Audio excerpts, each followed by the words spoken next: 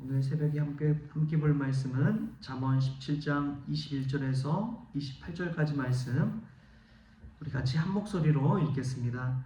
미련한 자를 낳는 자는 근심을 당하나니 미련한 자의 아비는 낙이 없느니라. 마음의 즐거움은 양약이라도 심령의 근심은 뼈를 마르게 하느니라. 악인은 사람의 품에서 뇌물을 받고 재판을 굽게 하느니라. 지혜는 명철한 자 앞에 있거늘 미련한 자는 눈을 땅끝에 두느니라. 미련한 아들은 그 아비의 근심이 되고 그 어미의 고통이 되느니라. 의인을 벌하는 것과 귀인을 정직하다고 때리는 것은 선하지 못하니라. 말을 아끼는 자는 지식이 있고 성품이 냉철한 자는 명철하니라. 미련한 자라도 잠잠하면 지혜로운 자로 여겨지고 그의 입술을 닫으면 슬기로운 자로 여겨지느니라. 아멘. 할렐루야. 오늘도 하나님께서 우리에게 복된 날을 주신 줄 믿습니다. 오늘 벌써 6월 1일입니다. 6월의 첫 시작인데요. 첫 시작부터 또 끝날까지 늘 주님과 동행하는 은혜가 저와 여러분의 있기를 바랍니다. 앙드레 지드가 이런 말을 썼습니다. 마치 하루가 거기에 죽어가기라도 하듯이 저녁을 바라보라. 그리고 만물이 거기서 태어나기라도 하듯이 아침을 바라보라. 그대의 눈에 비치는 것이 순간마다 새롭기를 현자란 모든 것에 경탄하는 사람이다. 지혜로운 사람이 어떤 사람이냐? 모든 것에 놀라움을 표하는 경탄하는 사람이다 라고 이야기합니다. 여러분, 6월 한 달 동안에 날마다 하나님을 향한 감사와 놀라움과 감탄이 쏟아져 나올 수 있기를 주님의 이름으로 축복합니다. 세상 만물을 바라보고 사람을 대하고 성경 말씀을 읽고 우리가 일상을 살아갈 때 그 속에서 하나님의 은혜를 발견하게 되면 감사와 기쁨이 우리 마음의 고백으로 나오는 것이죠. 여러분, 지혜로운 사람은 그와 같습니다. 미련한 사람은 늘 힘든 것을 바라보지만 지혜로운 사람은 하나님 주신 은혜를 바라보는 것이죠. 살아가면서 늘 명과 암이 있습니다.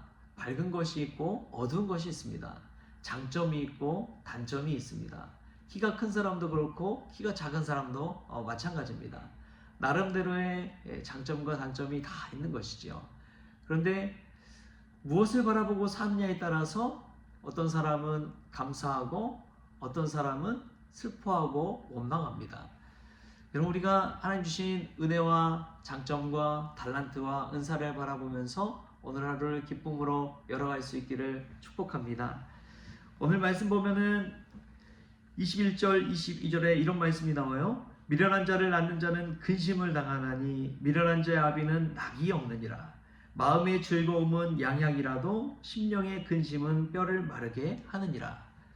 근심과 낙, 마음의 즐거움과 근심에 대해서 오늘 이 잠언 말씀은 우리에게 이야기하고 있습니다. 여러분, 어떨 때 기쁜가요? 여러분 삶 가운데 기쁨이 있습니까? 여러분의 가정의 삶 속에 기쁨이 있습니까? 아니면 근심이 더 많이 있습니까? 교회에서 오가며 신앙생활할 때 여러분 가운데 즐거움이 더 큽니까? 아니면 무거운 짐이 더 큽니까? 그런 것을 한번 오늘 말씀에서 생각해 보면 참 중요한 것이 있습니다. 우리가 예수님을 믿을 때 예수님 안에서 주신 구원의 감격과 기쁨을 누릴 때가 있습니다. 하나님이 나의 죄를 십자가의 은혜로 속해 주시고 주님의 자녀 삼아 주시고 나를 구원하여 주셨다는 사실에 기뻐하고 감사하고 눈물 뿌릴 때가 있는 것이죠. 근데 어느 순간 믿음 생활 쭉 해오다 보면 이게 형식만 남고 껍데기만 남고 나중에는 십자가의 짐처럼 느껴질 때가 있는 법입니다. 왜냐하면 구원의 감격과 기쁨을 잃어버렸기 때문에 그렇습니다. 그 구원의 감격과 기쁨이 얼마나 큰 것인지를 우리가 놓쳐버렸을 때 오히려 십자가의 짐과 무거운 사명처럼만 여겨지게 되는 것이죠. 여러분, 마음의 즐거움은 양약이지만 심령의 근심은 뼈를 마르게 하는 법입니다.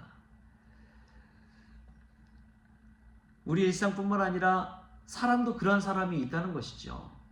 주변에 보면 미련한 자는 근심을 하게 만듭니다. 늘 누군가를 힘들게 하고 짐이 되게 만드는 것이죠. 그러나 지혜로운 사람은 늘 삶 속에서 사람으로 인해 기쁨을 얻습니다.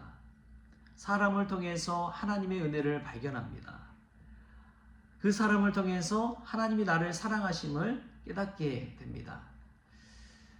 여러분, 우리는 어떻습니까? 우리 스스로는 누군가에게 즐거움이 되고 있는지, 근심이 되고 있는지를 한번 돌아보면 좋겠습니다. 그리고 하나님 믿으면서 내 안에 구원의 기쁨과 감격을 잃어버렸다면 우리가 오늘 말씀을 통해서 하나님을 향한 기쁨이 회복될 수 있기를 바랍니다. 성령의 열매 중에 하나가 희락, 기쁨이기 때문에 그렇습니다.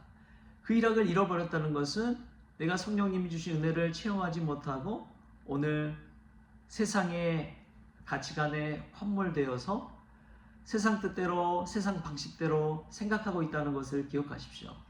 그렇다면 어떻게 마음의 즐거움을 회복할 수 있을까요? 그것은 이 근시안적인 현실의 눈만을 바라보는 것이 아니라 영원한 시선을 가지고 우리가 뒤집어서 바라볼 때 마음의 즐거움을 회복할 수가 있습니다. 여러분, 당장 어제 죽음을 맞이한 이들을 한번 생각해 보십시오. 그 사람들은 오늘을 얼마나 기대하고 고대하겠습니까? 근데 그렇게 기대하고 고대하는 하루를 오늘 우리가 열어가잖아요. 얼마나 큰 축복인지 모릅니다.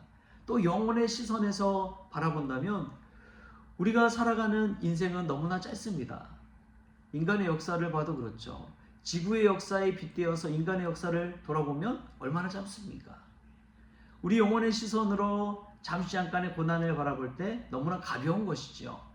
그러나 영원한 시선으로 주님이 우리를 구원하여 주신다는 그 사실을 생각할 때에 우리는 오늘의 고난도 이겨내고 기쁨으로 살아갈 수가 있는 법입니다. 그러면 시간이 얼마나 짧은지요? 오늘이 6월 1일인데 5월을 한번 돌아보십시오. 순식간에 지나간 것 같지 않습니까? 5월이 계절의 여왕이라고 그러는데 5월이 31일까지 있었는데 순식간에 지나가 버리더라고요. 벌써 6월이에요.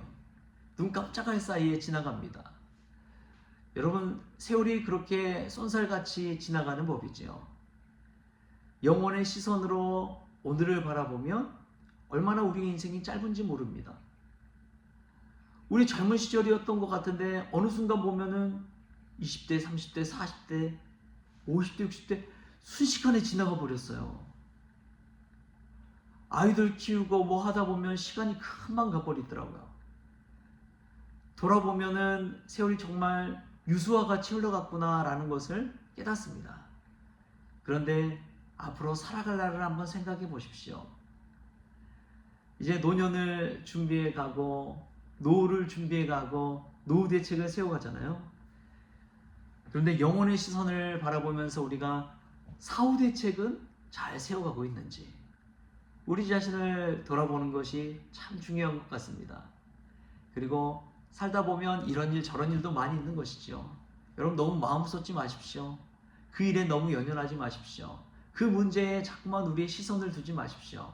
그 문제에 시선을 두다 보면 하나님이 주신 은혜도 많은데 기쁨도 많은데 즐거움도 많은데 그 많은 거 누리지도 못하고 그냥 문제만 바라보다 스트레스 받고 끝나는 거예요.